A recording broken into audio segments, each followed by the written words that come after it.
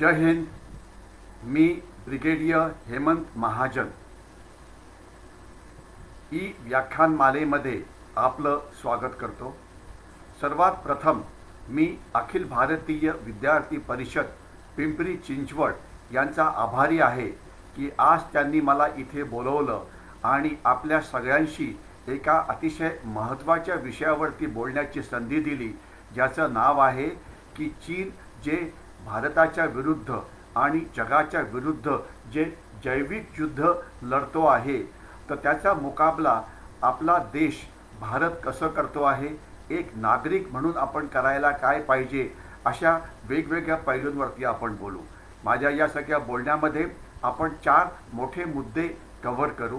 एक तर सर्वात प्रथम हा चीनी व्हायरस, ज्याला काही जण करोना व्हायरस म्हणतात, कोणी त्याला कोविड-19 म्हणतात, हा सुरू कसा झाला आणि याला चीनी व्हायरस का म्हणायला पाहिजे, हे फेब्रुवारीमध्ये यानी भारतामध्ये फेब्रुवारी 2020मध्ये ज्यांनी भारतामध्ये प्रवेश केला होता, तर नेमकं सध्याची परिस्थिती काय आहे, तो भारतात पसरला, तो चीनमध्ये का नाही पसरला. त्याच्यानंतर आता 1-2 महिन्यापूर्वी करोना किंवा या चीनी व्हायरसची दुसरी लाट वेव आलेली होती. त्या लाटेमध्ये आपलं एवढं नुकसान का झालं आणि जास्त महत्त्वाचं की याच्या पुढे काय होईल, आणि मग आपण एक देश म्हणून आपण याच्याशी कसं लढू शकतो, हे सगळे महत्त्वाचे मुद्दे आहेत ज्याच्यावरती आपण बोलूया. मला फक्त मी एकदा माझं जे कॅमेरा आहे त्याला फक्त 1 मिनटं रिफ्रेश करतो, म्हणजे मला ते कळेल की मी तुमच्यापर्यंत नीट पोहोचतो आहे म्हणून. फक्त मला 1च मिनिट माफ करा. ओके, तर आपण याच्यावरती बोलणार आहोत. सॉरी डिस्क्रप्शन करता. मी मराठीमध्ये बोलीन. आपल्याला जर काही प्रश्न विचारायचे असतील तर त्याच्यावरती आपलं इंटरॅक्शन होऊ शकतं.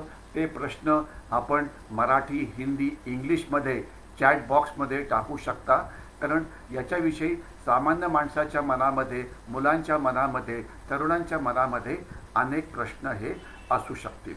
पहिले, हे जैविक महायुद्ध आहे. लक्षात असावं की हा जो व्हायरस आहे हा चीनची जो गाव आहे वुहान, तिथल्या एका लॅबोरेटरीमध्ये तयार झाला आणि आता जी सायंटिफिक कम्युनिटी आहे जगाची, यांचं एक मत झालेलं आहे की हा व्हायरस तिथे बनवला गेला. एवढंच नव्हे तर हा व्हायरस तिथनं सोडला गेला की तिथनं निसटला, याच्यावरती अजून पूर्ण पुरावे यायचे आहेत. कारण दुर्दैवाने असं की अशा प्रकारचा व्हायरस ज्या वेळेला सुरू होतो तर त्या व्हायरसचं वरती लक्ष ठेवण्याचं काम असतं WHO, म्हणजे वर्ल्ड हेल्थ ऑर्गनायझेशन. परंतु वर्ल्ड हेल्थ ऑर्गनायझेशन ही जगाच्या हेल्थवरती लक्ष ठेवणारी जी संस्था आहे, ते एक केवळ चीनच्या ताटाखालती बनलेलं मांजर आहे.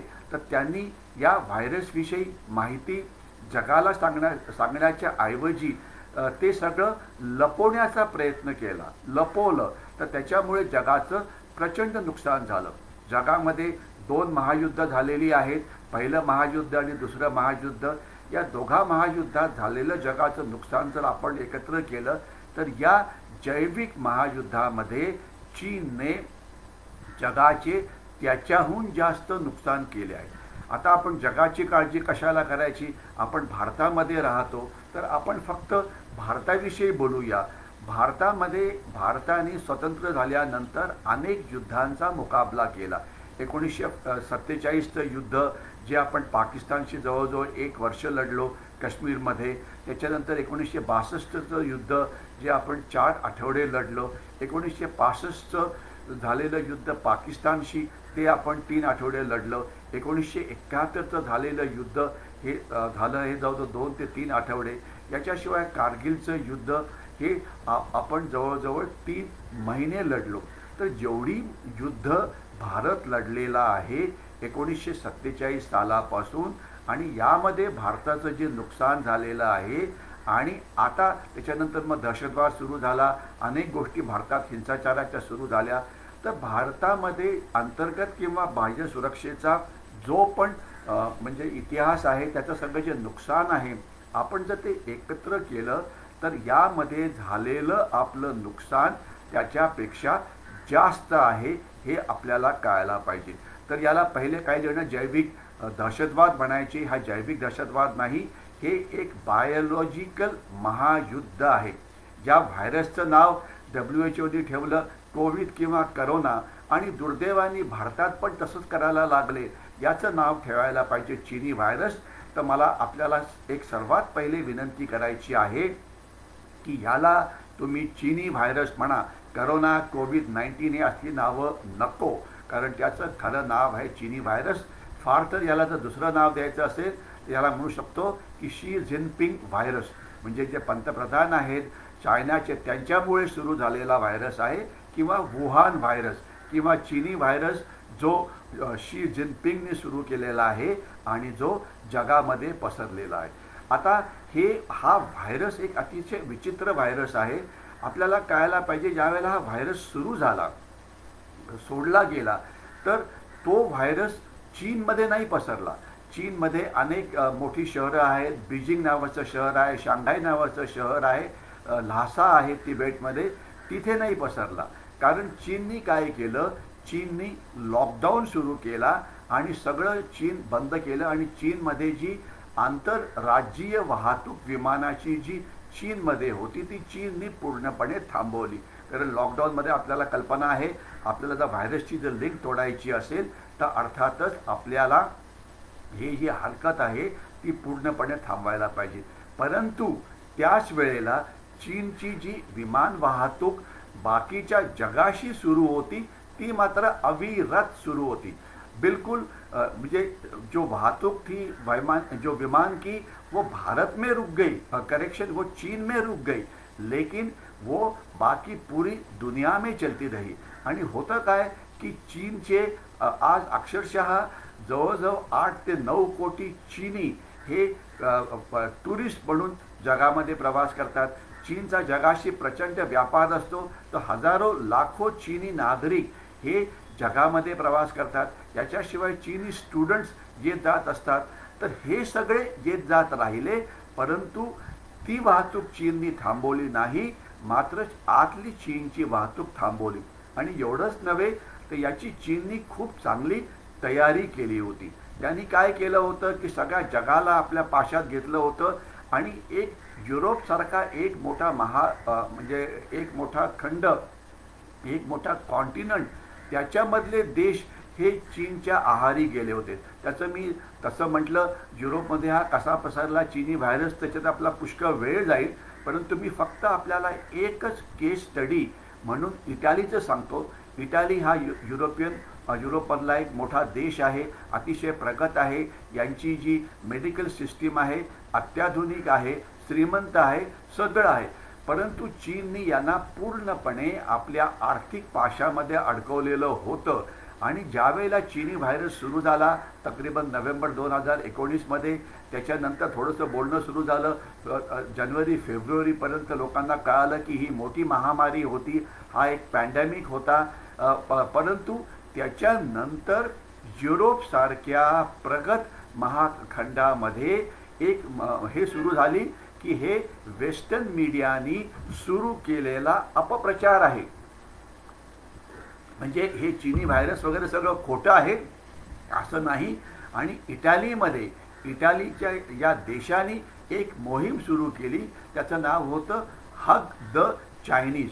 म्हणजे जे चीनी आपल्या चीनमधून युरोपमध्ये येत आहेत त्यांना मिठी मारा, त्यांना आलिंगन द्या. आता ज्याला या व्हायरसविषयी माहिती आहे, आपल्या सगळ्यांनाच माहिती आहे, तर त्याच्यामध्ये सोशल डिस्टन्सिंग नावाचा प्रकार आहे, आपण मास्क लावतो, हे करतो, हे सगळं माहिती आहे. आणि एक प्रगत म्हणजे महाखंड काय सांगतोय आपल्या नागरिकांना की सगळ्या जगाला दाखवा की हे सगळं खोटं आहे, त्यांना मिठ्या मारा. आणि मग इटालीची काय अवस्था झाली हा एक वेगळाच मोठा विषय होईल, त्याच्याविषयी कधी नंतर. तर हा व्हायरस चीनमध्ये जास्त पसरला नाही, परंतु हा व्हायरस पसरला युरोपमध्ये हजारो किलोमीटर दूर, पसरला अमेरिकेमध्ये हजारो किलोमीटर दूर, पसरला भारतामध्ये हजारो किलोमीटर दूर, पसरला आफ्रिकेमध्ये. आणि याचं सर्वात महाभयंकर काय आहे की हा व्हायरस काही लोकांना वाटले की आता व्हायरस हा अति थंड भागामध्ये टिकू शकणार नाही, म्हणजे कॅनडा म्हणा, युरोप म्हणा, पण तिथे टिकला. हा अति गरम भाग म्हणजे भारत वगैरे तिथे टिकणार नाही, तिथे टिकला. हा म्हणजे काय म्हणतात त्याला की ज्या वेळेला पावसाळा होईल, ज्या वेळेला ऊन पडेल त्यावेळेला मरून जाईल, अजिबात नाही गेला. म्हणजे हा एक अतिशय स्मार्ट व्हायरस होता किंवा स्मार्ट विषाणू होता. आता याला स्मार्ट का म्हणायचं, तर थोडंसं मला त्याच्याविषयी जरा बोलायची इच्छा आहे.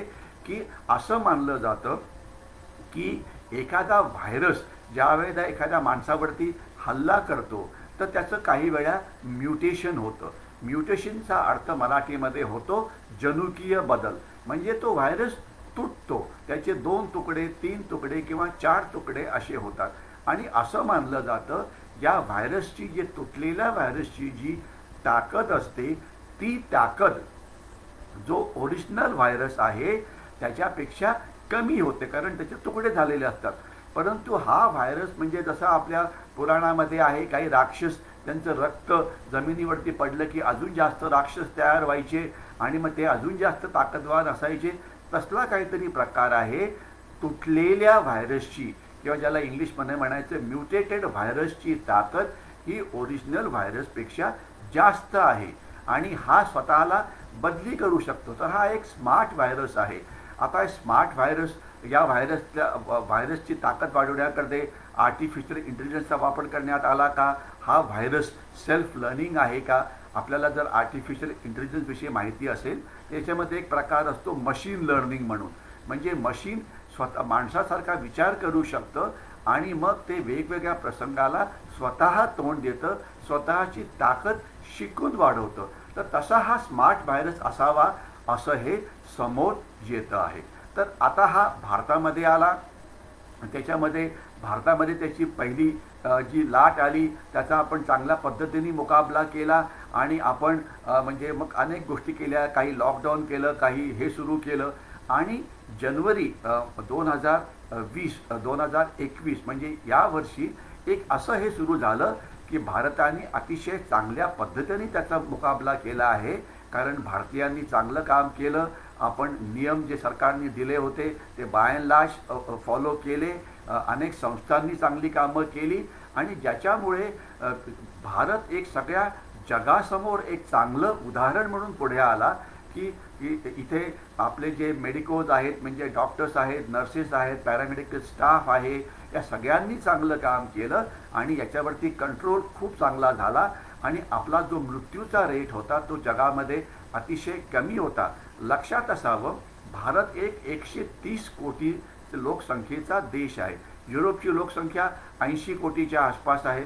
अमेरिकेची लोकसंख्या 25-30 कोटीच्या आसपास आहे. म्हणजे युनायटेड स्टेट्स ऑफ अमेरिका आणि युरोप मिळून सुद्धा त्यांची लोकसंख्या ही भारतापेक्षा कमी आहे. तर आपला डेथ रेट युरोपपेक्षा जर पर 1000 आपण घेतला तर खूपच कमी होता. फॅटॅलिटीज कमी होत्या, इन्फेक्शन रेट कमी होता, रिकव्हरी रेट हा चांगला होता.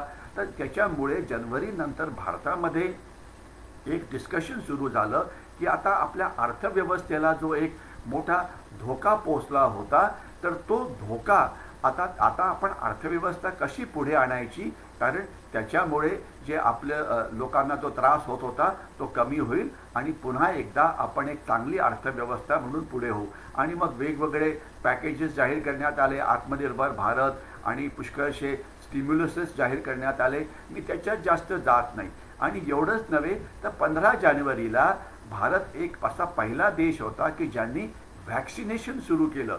कारण या व्हायरसवरती, चीनी व्हायरसवरती अजून कोणालाही कुठलंही औषध मिळालेलं नाही.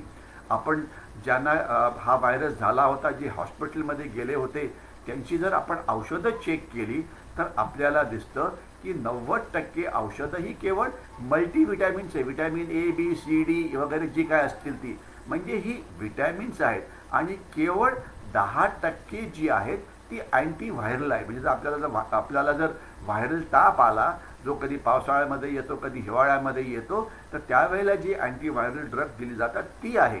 तर अशा प्रकारचं, म्हणजे हे काही त्या रोगाचं औषध नव्हतं, पण आपण आपलं वॅक्सिनेशन तयार केलं, आपली सेरम इन्स्टिट्यूटने खूप चांगलं काम केलं, भारत बायोटेकने खूप चांगलं काम केलं आणि वॅक्सिनेशन आपण म्हणजे त्याचा हे मोहीम सुरू केली. आता इथे मात्र एक मोठी गडबड झाली. ज्या वेळेला वॅक्सिनेशन सुरू झालं, भारतामध्ये काही भारत विरोधी तत्व आहेत, भारताचे जे शत्रू आहेत, त्यांनी एक दुष्प्रचार सुरू केला की हे वॅक्सिन सेफ नाही, हे वॅक्सिन घेऊ नका, पूर्णपणे सिद्ध झालेलं नाही आहे वगैरे वगैरे.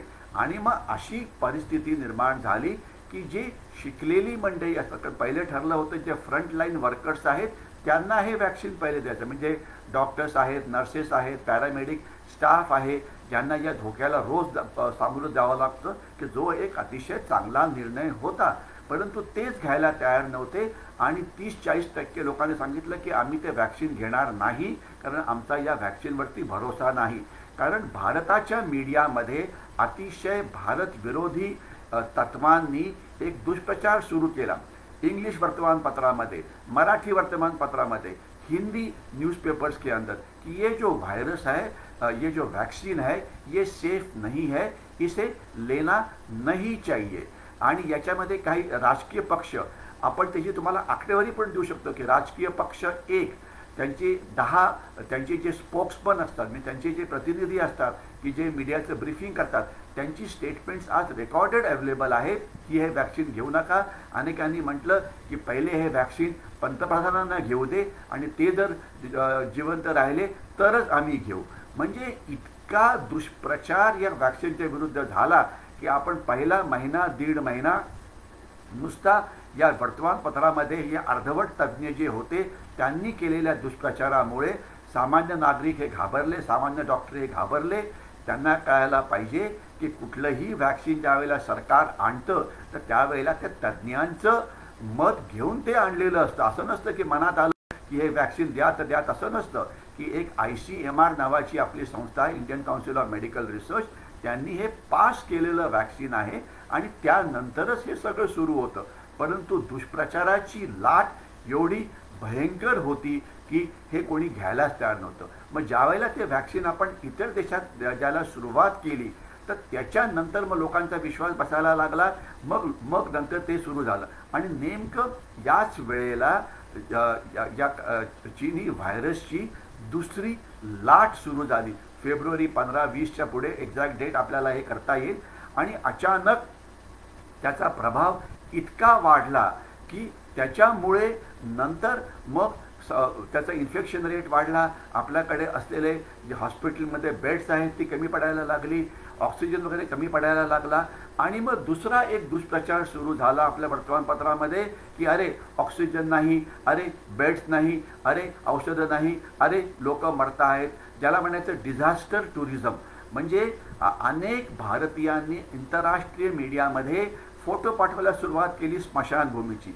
एखादा जर माणसाचा मृत्यू झाला तर त्याचा फोटो टाकणं हे किती बरोबर आहे? अजिबात नाही. स्मशानभूमीची चित्र दाखवणं बरोबर आहे का? अजिबात नाही. जर तिथे एकामागे एक जर लाईन लागली असेल त्यांच्यावरती अंत्यसंस्कार करण्याकरता तर याची चित्र प्रकाशित व्हायला पाहिजे का?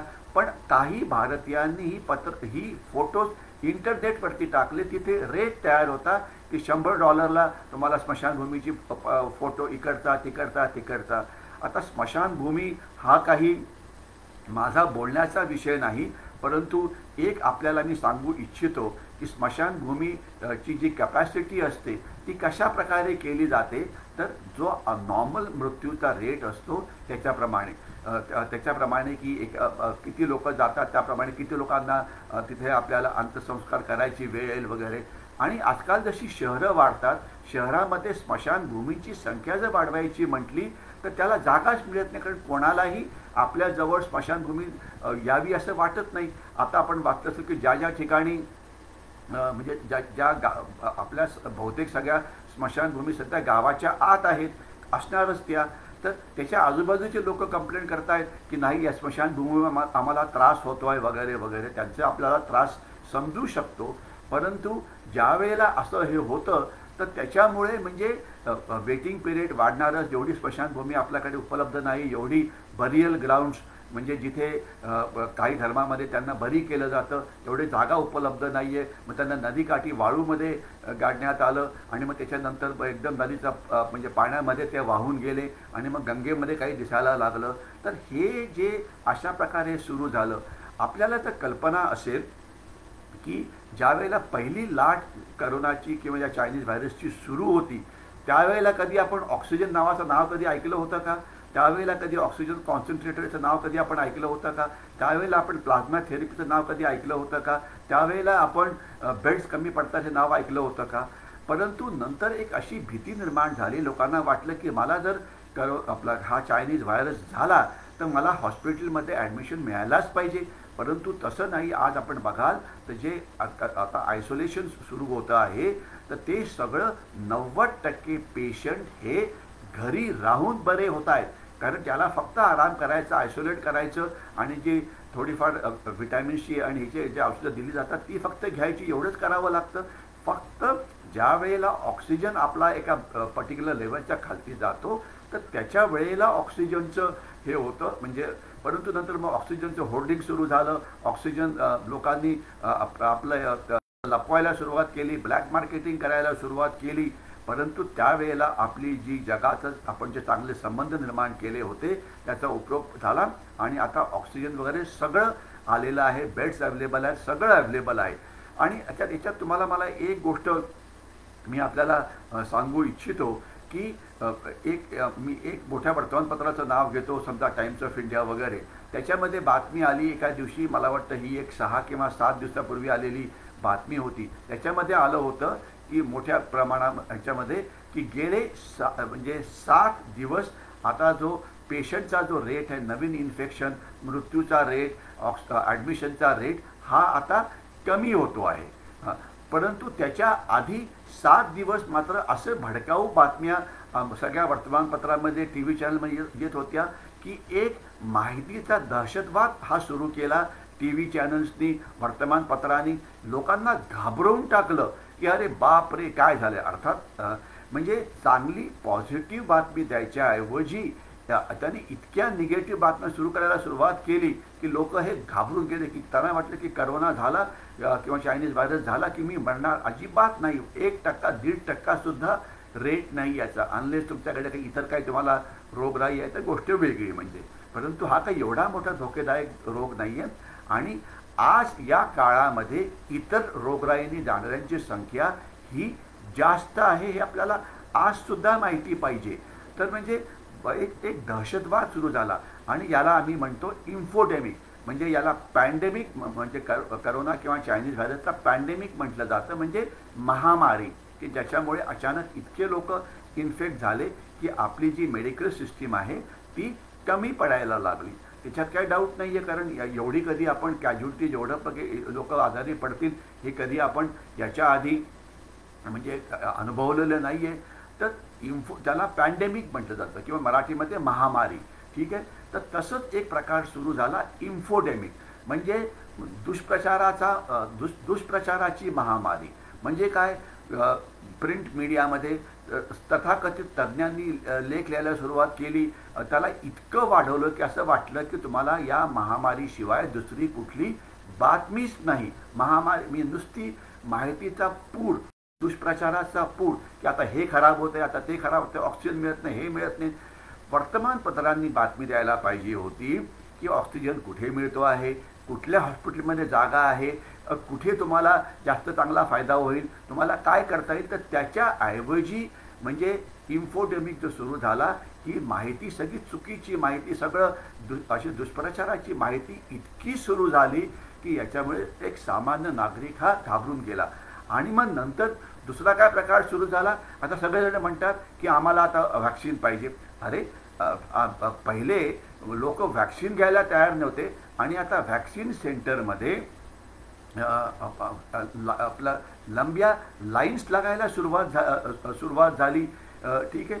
तर अशा या म्हणजे आणि त्याच्यामुळे ज्यावेळेला अशी लाईन लागते, ज्यावेळेला लोक गर्दी करतात तर त्यावेळेला उलट तो एक मोठा प्रॉब्लेम आहे असं लाईन लागायला नको. अर्थातच आपली व्हॅक्सिन प्रोड्युसिंग कॅपॅसिटी एवढी नाही आहे, तर त्याच्यामुळे सगळ्या जर लोकांना जर व्हॅक्सिन द्यायचं म्हटलं तर अर्थात त्याला वेळ लागणार आहे. तर तो आपल्याला ॲक्सेप्ट करावा लागेल, कारण प्रत्येक फॅक्टरीची एक कॅपॅसिटी असते. आणि एवढंच नव्हे तर आपल्याला कल्पना असेल तर जे आपलं एक पुण्यामध्ये एक मोठी फॅक्टरी आहे, त्याचं नाव आहे सेरम इन्स्टिट्यूट. आपल्याला कल्पना असेल की काही महिन्यापूर्वी या सेरम इन्स्टिट्यूटला आग लागली आणि त्यांचं 1000 कोटी रुपयाचं नुकसान झालं. आणि याचं कारण काय, तर आता कधी सेरम इन्स्टिट्यूट हे वॅक्सिन प्रोड्युसिंगमधली सर्वात मोठी आपली कंपनी होती, त्यांना याच्या आधी कधी आग लागली आहे का? अजिबात नाही. तर ही आग लागली की लावली गेली, आणि आग लागली आणि चीनमध्ये लगेच चीनचं जे वर्तमानपत्र आहे ग्लोबल टाइम्स, याच्यामध्ये एकदम बातमी आली की भारताची लस तुम्ही विकत घेऊ नका, कारण तिथे तो देश हा अजिबात सेफ नाही. तर म्हणजे अशा प्रकारचा डिसइन्फॉर्मेशन कॅम्पेन चीन आणि इतरांनी सगळा सुरू केला जगामध्ये की भारताची लस घेऊ नका.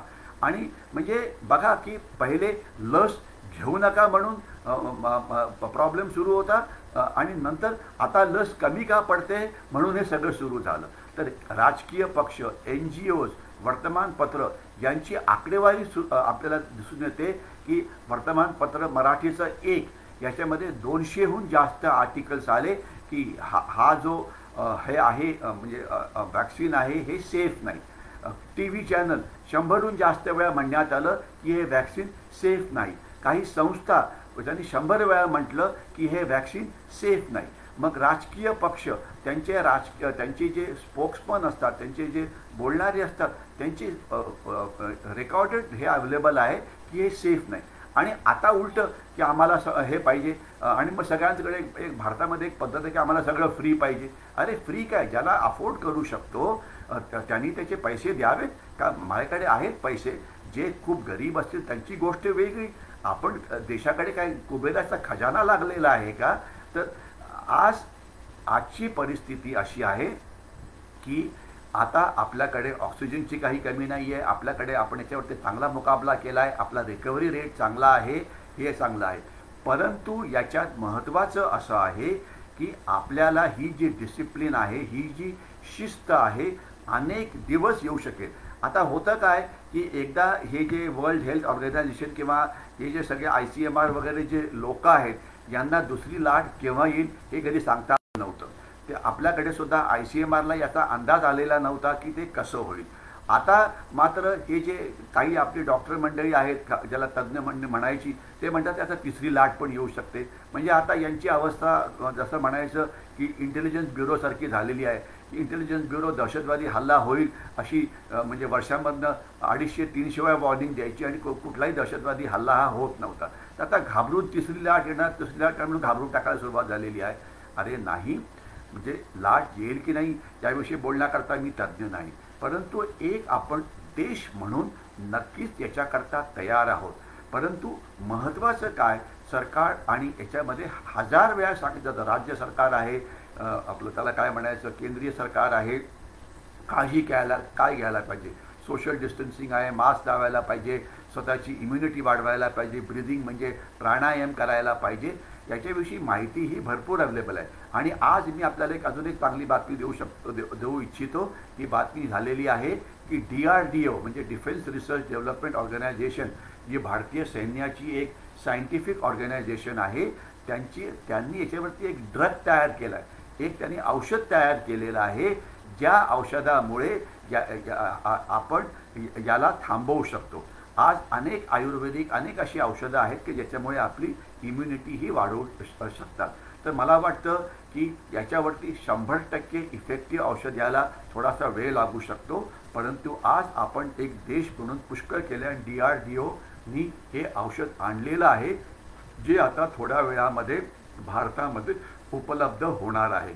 तर मला वाटतं की आता ही मनामध्ये अशा प्रकारचा हा दहशतवाद नको. हा एक नक्कीच जैविक आपलं महायुद्ध चीननी भारताच्या विरुद्धही केलं होतं. म्हणजे हा भारतात कसा पसरला, हा नेमका आता गंमत बघा, काही सो कॉल्ड यथाकथित तज्ज्ञ होते ते म्हणत होते की हा जिथे कुंभमेळा झाला आहे तिथे पसरेल, पण तिथे अशी आकडेवारी अजिबात नाही. जिथे निवडणुका झाल्या आहेत त्या तिथे पकडेल, कारण तिथे गर्दी झाली होती. तसं झालेलं नाही.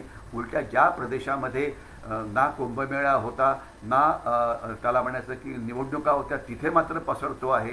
तर हा एक स्मार्ट व्हायरस आहे आणि हा पसरवला गेला आहे आणि याच्यामध्ये चीननी खूपच लबाड्या केलेला आहे. आणि याच्याकरता आता मी आपल्याला मी जवळजवळ 29 मिनटं मला वाटतं बोलतो आहे. तर आता मी 3-4 मिनटामध्ये पुढे एवढंच सांगण्याचा प्रयत्न करीन की एक देश म्हणून आपण जे करायला पाहिजे ते सरकार बऱ्यापैकी करतं आहे.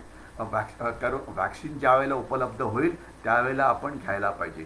जी काळजी घ्यायला पाहिजे ती आपण काळजी घ्यायला पाहिजे.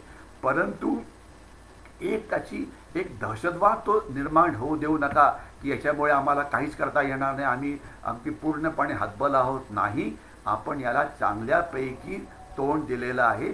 अर्थात कधी पण ज्या वेळेला आपण बघतो तर अजून ते जास्त चांगलं व्हायला पाहिजे होतं, अजून त्याला थोडंसं जास्त इफेक्ट म्हणजे एक कमी मृत्यू व्हायला पाहिजे होते, हे आपण नक्की समजू शकतो. म्हणजे ज्याला आपण म्हणायचं की after an event is over, काही तज्ज्ञ आपली मतं द्यायला सांगतात की हे कमी पडलं ते कमी पडलं.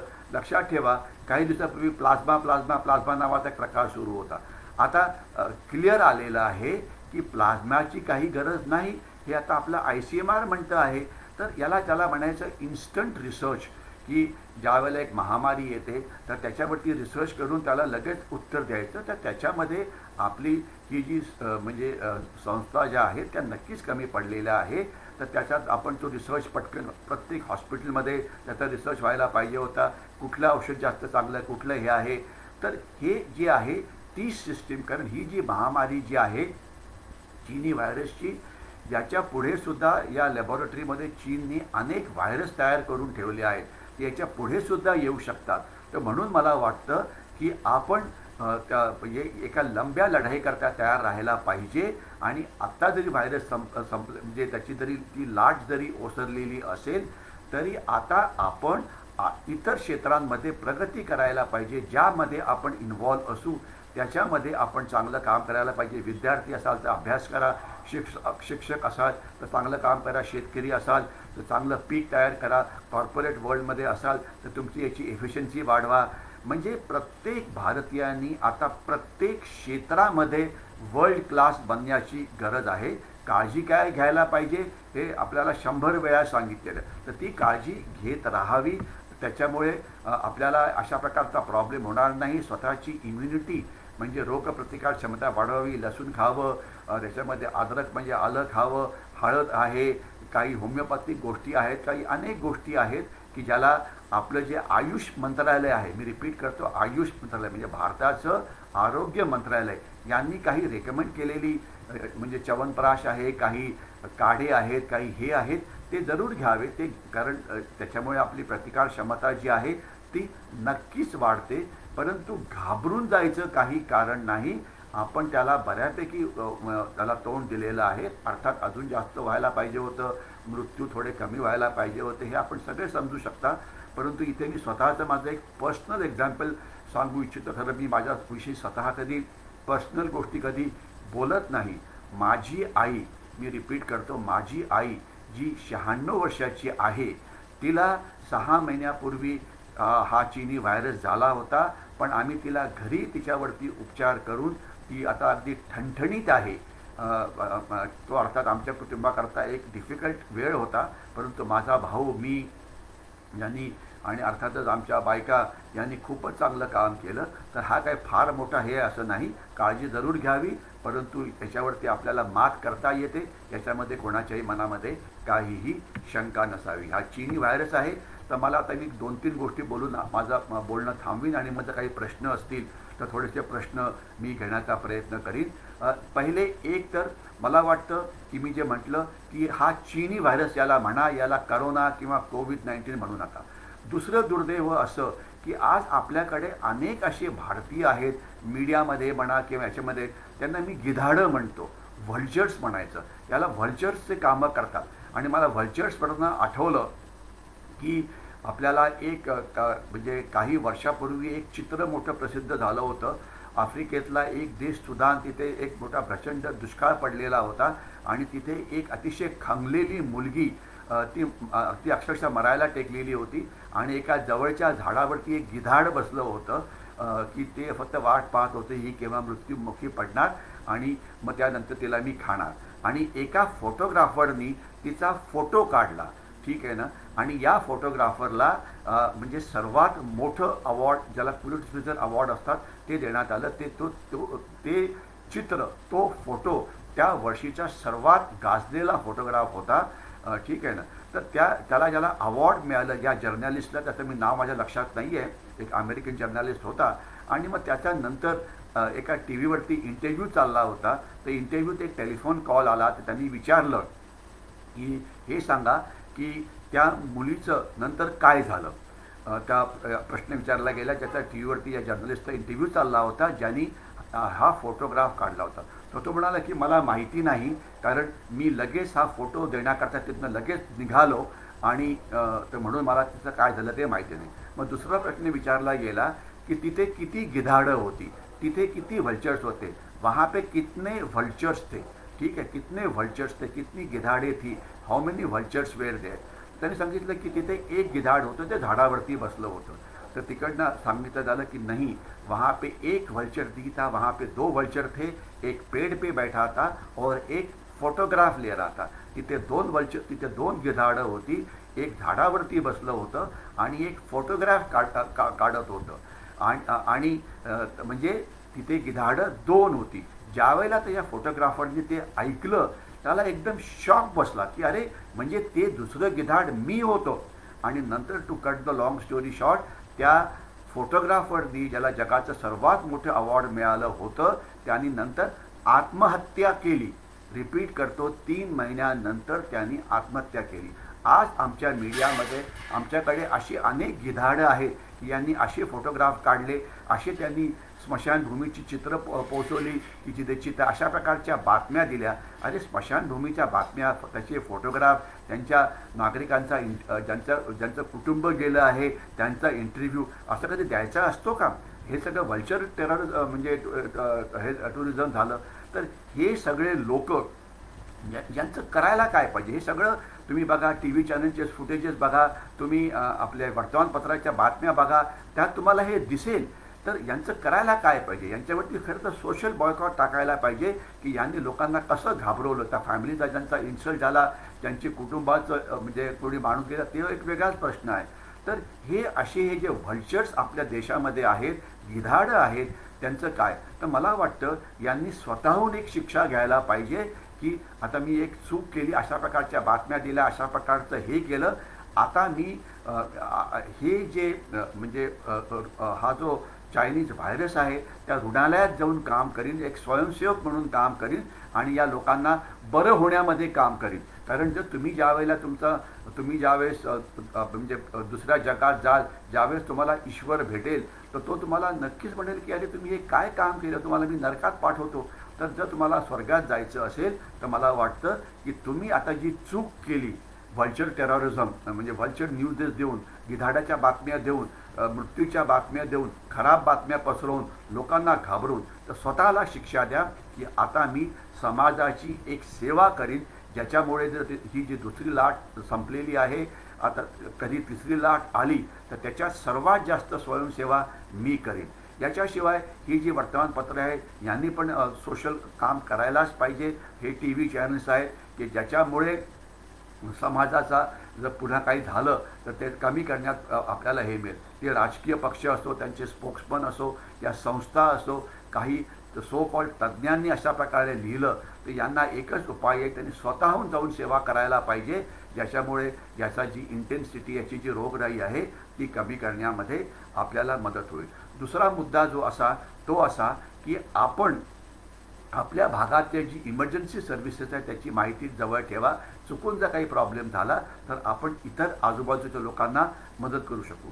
तिसरं, आपण या सगळ्या राजकीय पक्षांवरती दबाव आणायला पाहिजे की प्रत्येक राज्याची विधानसभा, देशाची संसद, याच्यामध्ये एक नॉन गव्हर्नमेंटचं एक बिल यायला पाहिजे की या व्हायरसला चीनी व्हायरस म्हणा आणि चीनला म्हणजे चीन एक ठराव पास करा बहुमताने की याची नुकसान भरपाई आर्थिक नुकसान भरपाई करण्याकरता चीनला भाग पाडा. याच्यामुळे म्हणजे प्रत्येक राज्य महाराष्ट्र असो की गुजरात असो की ओरिसा असो की केरळ असो यांनी हा ठराव पास करायला पाहिजे.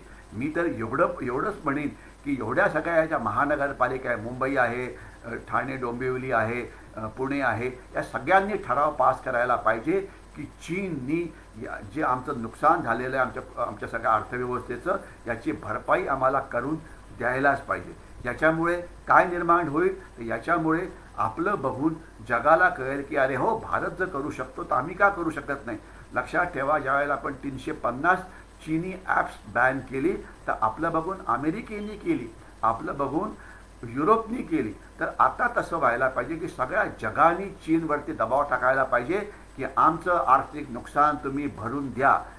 कारण हे चीनी हे जे व्हायरस आहे हा अजूनसुद्धा चालणार आहे आणि चीनची दादागिरी हा म्हणजे ही थांबवायलाच पाहिजे आणि चीनला जगाने एक प्रचंड असा मोठा आर्थिक धक्का द्यायला पाहिजे. आणि याच्याविषयी मी आपल्याला सांगू असं इच्छितो आपल्या माहितीकरता की दुसऱ्या महायुद्धामध्ये असं मानलं जात होतं की हे महायुद्ध जर्मनीमुळे सुरू झालं, हिटलरमुळे सुरू झालं. तर दुसऱ्या महायुद्धानंतर सगळं जग एकत्र आलं, रिपीट करतो, जग एकत्र आलं आणि त्यांनी जर्मनीच्या विरुद्ध जे जगाची जी म्हणजे जे सुप्रीम कोर्ट जगाचं होतं त्याच्यामध्ये एक खटला चालवला गेला ज्याला न्यूरेमबर्ग ट्रायल असं म्हटलं जातं. मी रिपीट करतो, न्यूरेमबर्ग ट्रायल. आणि याच्यामध्ये जे जर्मनीचे जे जनरल्स होते, जर्मनीचे जे राजकीय नेतृत्व होतं त्यांच्याविरुद्ध खटला चालवण्यात आला की तुम्ही मानवतेच्या विरुद्ध केलेलं हे काम आहे आणि म्हणून तुम्हाला शिक्षा मिळेल. आणि त्यांना 2 वर्षानंतर अनेकांना फाशी देण्यात आली वगैरे. तर असाच खटला जगामध्ये चीनच्या विरुद्ध चालवायला पाहिजे आणि याचं नेतृत्व हे भारतीयांनी करायला पाहिजे.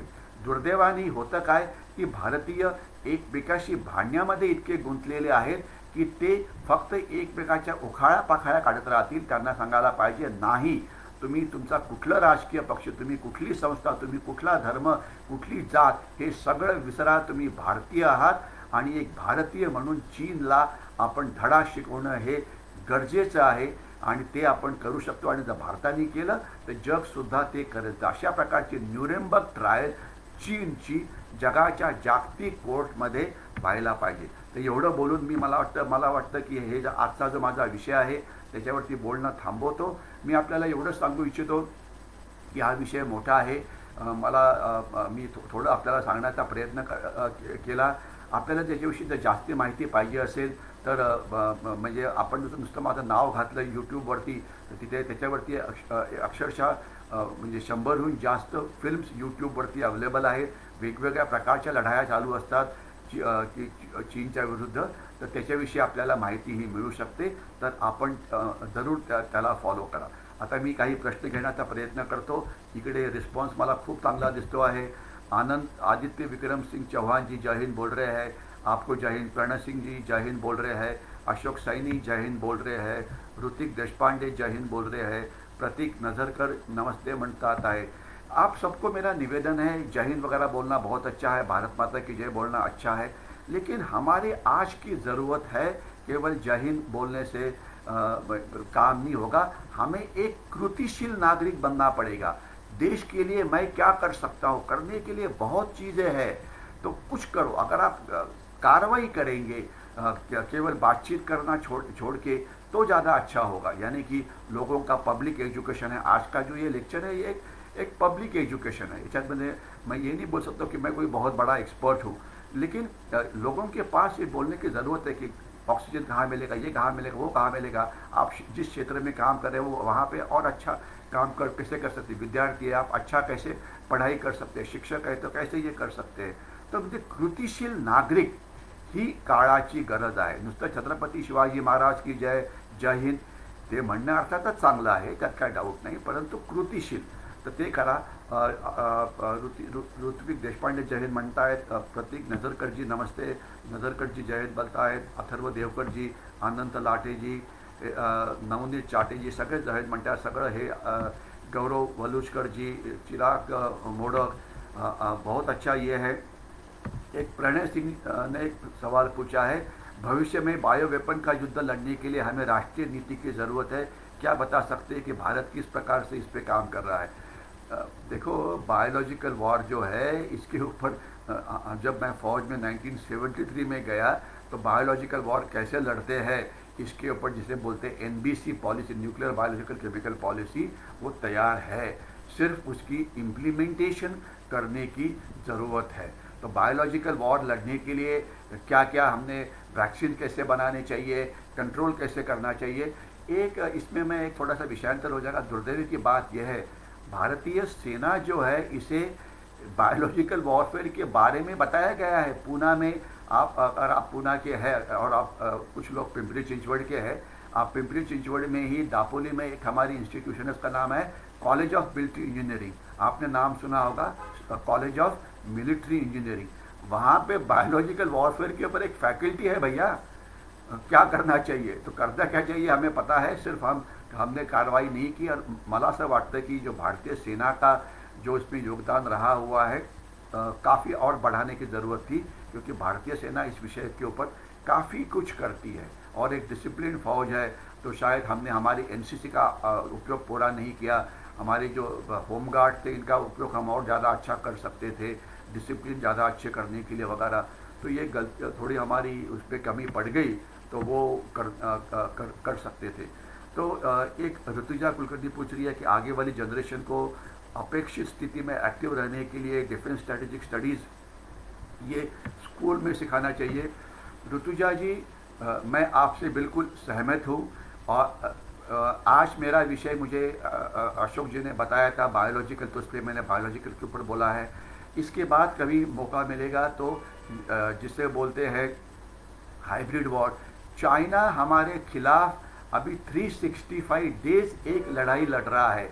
वो आर्थिक युद्ध है, डिप्लोमेटिक युद्ध है, नक्सलिज्म है, टेररिज्म है, पाकिस्तान की मदद लेना है।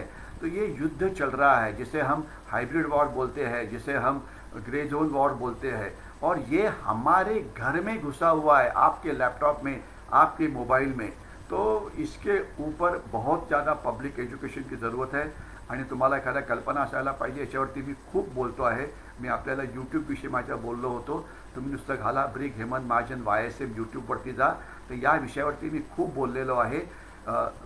आपण आज सगळे नागरिक या लढाईमध्ये आपण एक सैनिक आहोत। आता सैनिक आणि सामान्य नागरिक यांच्यामध्ये काहीही फरक राहिलेला नाही। प्रत्येक माणूस, प्रत्येक विद्यार्थी, तुम्ही कुठल्याही क्षेत्रामध्ये असाल, तुम्ही एक सैनिक असायला पाहिजे। तर आपण हे कसं वाढवायला पाहिजे याच्याविषयी मी खूप बोललेलो आहे, कारण गेले वर्षभर याच्याविषयी मी यूट्यूबवरती बोलतो आहे। आता मला सगळ्यांचे म्हणजे एक वेळेचं म्हणजे नेहमी हे बंधन असतं, म्हणजे मला अजूनसुद्धा प्रश्न दिसत आहेत। चांगलं आहे की चिराग मोडक, निवेदिता खुशवा याच्याविषयी काय काय बोलता आहेत, परंतु शेवटी मी थांबायलाच पाहिजे, कारण मी अशोकला म्हटलं होतं की मी एक 30 ते 35 मिनटं बोलीन। आता माझ्या घड्याळ 47 मिनटं दाखवत आहे। तर मी आपल्याला एवढं सांगू इच्छितो की एक तर पहिले हा व्हिडिओ आपण जास्तीत लोकांशी शेअर करा, आणि दुसरं आपण माझ्या यूट्यूबवरती जा, ब्रिगेडियर यूट्यूबवर नाव घाला ब्रिगेडियर हेमंत महाजन YSM। तिथे तुम्हाला हे जे सगळे जे वेगवेगळे पैलू आपण जे प्रश्न विचारता आहात याच्यावरती मी खूप काही काही सांगण्याचा प्रयत्न केलेला आहे, कारण हे समजण्यानं चिराग मोडकनी विचारलेलं आहे की how can we enhance civil and military relationship in the new age, याचं उत्तर मी दिलेलं आहे। Nivedita Khushwa, China is deployed armed forces near border, will China attack India again? Nivedita, please don't worry, you don't have to worry about China. Indian army is more than capable of taking care of China. You worry about the other warfares which involve civilians.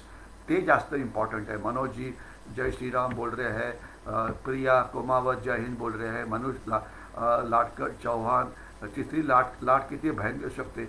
अरे जास्त काळजी करू नका, आपण त्या लाटेला उत्तर द्यायला समर्थ आहोत, परंतु वॅक्सिनेशन घेणं, हे करणं, याची आपण काळजी घ्यायला पाहिजे।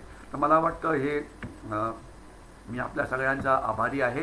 तर मी आता मला वाटतं इथेच थांबतो। याच्या पुढे कधी जर आपल्याला मौका मिळाला तर आपण या विषयावरती नंतर पुन्हा एकदा बोलण्याचा प्रयत्न करू। थांबतो। या व्हिडिओला लाईक करा, जास्तीत लोकांशी शेअर करा, आणि पुन्हा कधी वेळाला मौका तर आपण पुन्हा एकदा भेटू. तोपर्यंत धन्यवाद. हां, एक सांगायचं आधी, चीनी आयटमवरती बहिष्कार करत रहा. Please boycott anything which is Chinese. ठीक है, क्योंकि चाइना हमारा नंबर 1 दुश्मन है. ये लड़ाई बहुत दिन चलने वाली है, तो हर एक चाइनीज़ चीज़ के ऊपर बॉयकॉट करो. मैं रुकता हूँ. जय हिंद.